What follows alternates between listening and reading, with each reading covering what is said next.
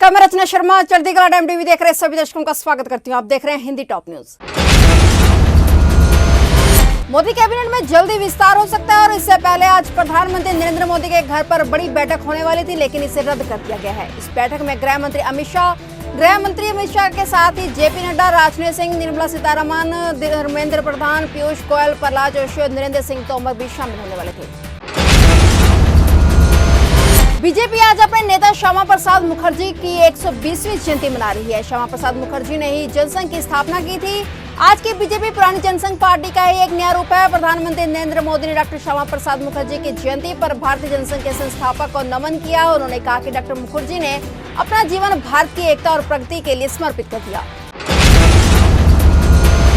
परिसीमन आयोग आज मंगलवार को जम्मू कश्मीर के 4 दिवसीय दौरे पर श्रीनगर पहुंच रहा है। रिटायर्ड जस्टिस रंजन प्रकाश देसाई की अध्यक्षता में आयोग नेताओं, नागरिक समाज के समूह और अन्य से बातचीत करेगा, ताकि जम्मू कश्मीर में नए विधानसभा क्षेत्र बनाने पर आवश्यक सूचनाएं एकत्रित की जा सके। हालांकि कश्मीर की पीपल्स डेमोक्रेटिक पार्टी ने आयोग संग बैठक करने से मना कर दिया है। इस आयोग में रिटायर्ड जस्टिस रंजन प्रकाश देसाई, मुख्य चुनाव आयुक्त सुशील चंद्रा, डिप्टी चुनाव आयुक्त चंद्रभूषण शामिल हैं।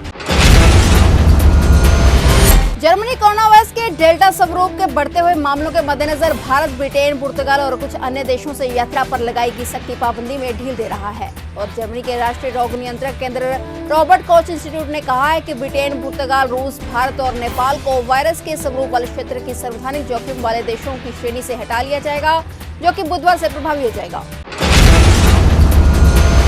संयुक्त किसान मोर्चा ने एक बार फिर से भाजपाइयों में उसके सहयोगी दलों को नसीहत दी है। किसान नेताओं ने कहा है कि पत्रबाजी की बजाय किसानों के गुस्से की जड़ को समझना चाहिए। जब तक किसानों की समस्या का समाधान नहीं होगा, तब तक जब भाजपा और उनके सहयोगी दलों को किसानों के आक्रोश का सामना करना पड़ेगा। बता दें कि मोर्चा के नेताओं ने संसद के बाहर प्रदर्शन को लेकर भी रणनीति तैयार की है।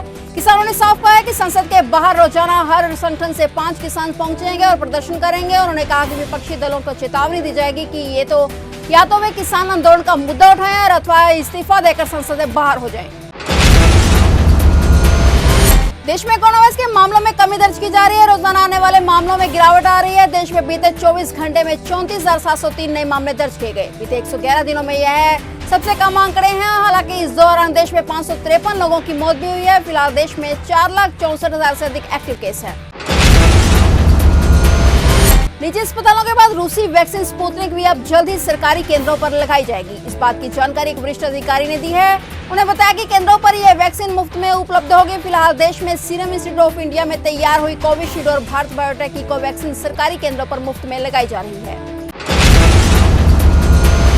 केंद्र ने दिल्ली उच्च न्यायालय को बताया है कि सोशल मीडिया क्षेत्र की दिग्गज कंपनी ट्विटर इंक भारत के नए आईटी नियमों का पालन करने में विफल रही है, जो देश का कानून है और इसका अनिवार्य रूप से पालन करना आवश्यक है। इस मामले पर आज फिर से सुनवाई है। वहीं केंद्र ने उच्च न्यायालय में दाखिल एक हलफनामे में कहा है कि आईटी नियमों का पालन नहीं किया जाना इसके प्रावधानों के उल्लंघन के ही समान है। इसके कारण ट्विटर को आईटी अधिनियम के तहत प्रदान की गई अपनी प्रतिरक्षा को खोना पड़ सकता है।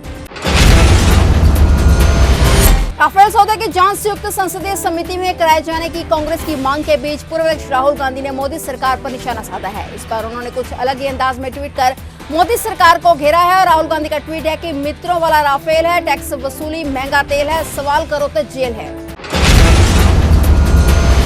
पेट्रोल डीजल की बढ़ती कीमतों में आज मंगलवार को कोई बदलाव नहीं हुआ है और ये रिकॉर्ड स्तर पर टिके रहे हैं। स्थिरता के साथ ही आज दिल्ली में पेट्रोल की कीमत 99 रुपए 86 पैसे प्रति लीटर के हिसाब से अब तक के उच्चतम स्तर पर स्थिर रही है।